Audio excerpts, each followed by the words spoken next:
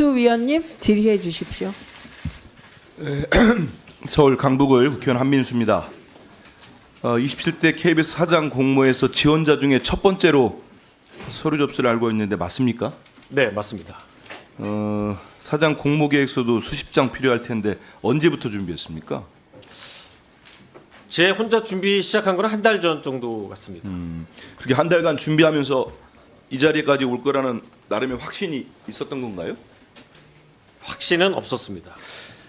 이제 사장 지원에 확신 없었다고 하시지만 94년도 KBS 입사해서 30년 일하면서 후보자까지 왔습니다. 네. 그런데 왜 동료나 선배, 후배 가릴 것 없이 비판적 수준을 넘어 후보자에 대해서 KBS 기자로서 수치심을 나눠 가져야 된다는 목소리까지 나온다고 보십니까? KBS에서는 사장 교체기에 다양한 직종의 다양한 이 직원분들이 의견을 많이 제출하시고 있습니다. 그런데 이번에도 역시 그 후배 그런데 이번에 기자분들이- 보면은 네. 다음 질의 때도 하겠습니다만은 지금 박 후보자 얘기하는 범위를 넘어서는 것 같습니다. 그 35기 기자 성명 아마 봤을 텐데요. 지금 앞서서 우리 의원님들이 파우치 얘기를 하니까 한 대목만 제가 지금 PPT에 있습니다만 이 기자 20기니까 15년 후배들 아닙니까? 이 후배들이 지적하는 걸 한번 보십시오. 파우치뿐만 아니고 시종일관 뭐 내용 다 정말 주옥 같습니다. 그런데 제가 이 쳐놓은 것만 보시면 시종일관 굴종적인 태도를 유지하며 공영방송을 권력에 헌납했습니다. 파우치 발언은 그 굴종 가운데 한화에 불과했다고 보는 겁니다. 이 구성원들이 우리 국민들뿐만 아니고 우리 후보자와 30년 있을 때 15년 후면 15년을 같이 일한 기자들이 이렇게 보고 있는 겁니다. 그러면서 묻습니다. 왜 박장범이 아닌 우리가 KBS 기자라는 수치심을 나눠 가져야 하냐고. 이 평가에 대해서 어떻게 보십니까? 굴종적인 태도를 유지했다는 것은 동의하지 않습니다. 내가 봐도 굴종적이던데요. 많이 그랬어요. 고대영 전 사장 비서실장 했죠? 네, 지금도 연락하고 계십니까? 아주 가끔 연락합니다. 가끔입니까? 네, 고대영 전 사장이 지난해 9월 KBS 사장 지난해 9월이니까 26대죠. 공모 지원했던 거 알고 계시죠?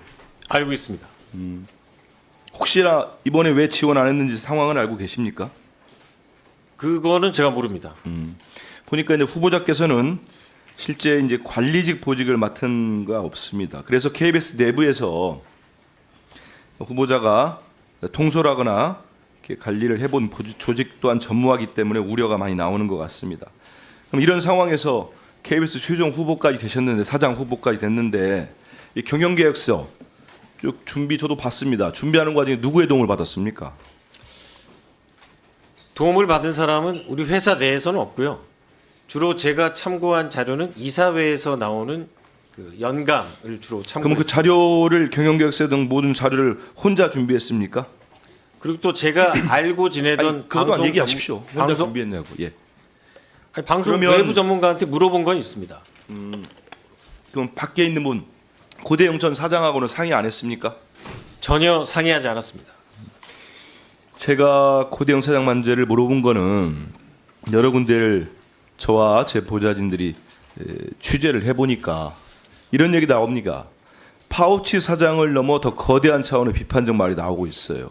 뭐냐면 뭐 파우치라니 조그마한 백이랄지 이런 걸 넘어서서 우리 박장범 후보자가 들으면 뭐 불쾌할 수도 있겠습니다만은 꼭두각시 사장을 안 치려고 하는 것 같다.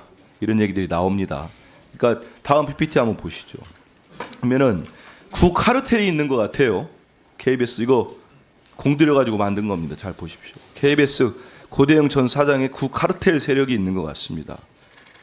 이 세력은 이 박민 사장에게 빼앗겼던 자리를 되찾겠다.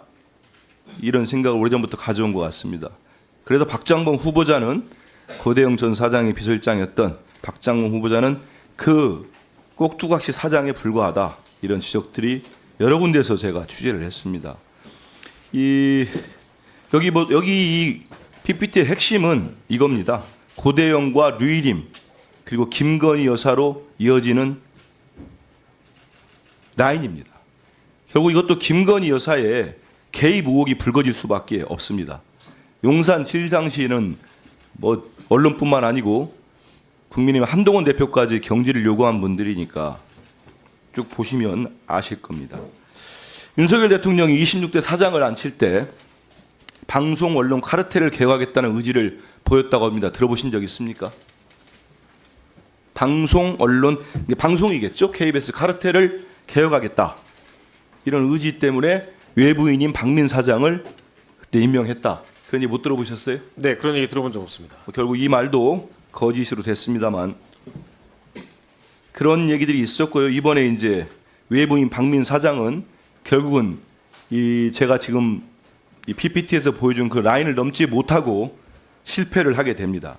그 대신 내부에 있는 이 박장범 후보자가 전격적으로 KBS 내부에서도 그 깜짝 놀랄 정도의 후보가 됩니다. 여기에서 고대영 사장과 류일임 방심위원장은 85년도 KBS 입사 동기는 아닙니다. 보니까 제가 파악해 보니까 그해 2번을 뽑은 것 같아요. 절친한 사이로 보입니다. 그리고 류일임 방심위원장은 제가 일전에 국정감사 때도 지적을 했습니다만 김건희 여사의 디올백 수수 영상의 차단을 시도한 사람입니다. 미안합니다. 보니까 여기에서 류일임 위원장은 김건희 여사가 2022년도 고 심정민 소령 추모 행사를 기획했던 정도로 측근 인사인데 여기엔 또 지금 김건희 여사가 이렇게 믿고 쓰고 있다는 이기정 의전비서관이 있습니다. 다 연결되지 않습니까? 결국은 제가 취재하고 한 바에 따르면 이기정 비서관을 비롯해 최근에 황제 국악관람으로 유명해졌죠. 김건희 여사의 최재혁 현 홍보기획비서관 그리고 코바나 컨텐츠 근무 이력이 있는 것으로 알려진 김동조 국정기획비서관 이분들이 박장범 후보자를 KBS 사장으로 옹립하기 위해서 김 여사와 김 여사를 설득하고 움직였다. 이런 얘기들이 있습니다. 여기 대해서 어떻게 생각하십니까? 전혀 동의할 수 없습니다.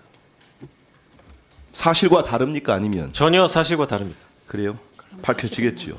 뭐 제가 한두 명한테 들은 게 아니기 때문에 다음 PPT 보시죠. BBC의 힘은 국민의 신뢰에 나온다. 여기 나와 있는 거 누구 얘기입니까? 기억 안 납니까? 네, 말씀해 주시면 경청하겠습니다. 경청이 아니고 한번 읽어보세요. 잠깐 10초 드릴 테니까. BBC의 힘은 국민의 아니, 그거 읽으라는 게 아니고 내용을 보시라고요. 한 10초 정도 드릴 테니까. 이게 2012년 런던 특파원 할 때 박장범 기자가 한 내용입니다. 12년 동안 아무리 12년이 흘렀지만 아무것도 기억을 못한다는 건 그때 보도했던 내용, 그때 가졌던 생각은 이미 다 버린 겁니까? 뭐라고 지금도 하셨습니까? 똑같은 생각 가지고 있습니다. 뭘 똑같습니까? 똑같이 하질 않는데. 본인 한 얘기도 기억을 못하시면서 똑같다고 하면 누가 믿겠습니까? 이때 박 후보자는 런던 특파원으로서 이런 얘기 합니다. 공영방송의 최고의 가치 얘기하면서 BBC 얘기를 합니다. 그 박장범 후보자의 경영 계획서입니다. 지금도 똑같이 생각합니까? 공영방송의 최고의 가치가 사실보도와 정치적 중립이라고? 네, 맞습니다. 근데 본인이 보도한 내용까지 기억을 못할 때 뭐 12년 됐으냐 그럴 수도 있습니다. 왜냐하면 기억에 다 한계들이 있으니까 그걸 제가 탓하는 건 아닌데 그때의 박장범 기자와 지금의 박장범 앵커 시절은 정확히 많이 다릅니다. 제가 오늘 박 후보자가 들으면 좀 불쾌할 만한 꼭두가시까지 표현을 썼습니다. 왜냐하면 아까 PPT에 보였듯이 그런 것들 저런 식의 손에 보이지 않는 움직임이 있었던 걸로 여러 정황들이 드러나기 때문입니다. 우리 박 후보자 저 좀 아시죠? 네, 압니다. 우리 언론사 같은 입사 동기고 수습을 같이 생활했습니다. 그래서 다 언론인으로 한 사람으로서 저도 뭐 전직 기자입니다만 한마디 충언을 할까 합니다. 이제 언론인 박장범 공영방송에 BBC를 거론하면서 중립성과 공정성을 얘기했던 박장범 후보자가 그걸 지키는 글은 지금이라도 후배들의 요구를 받들어 사퇴라는 게 맞다. 이상입니다. 예, 신성범 의원님 질의해 주십시오. 네, 경남 산청암양거차 합천의 신성범 의원입니다.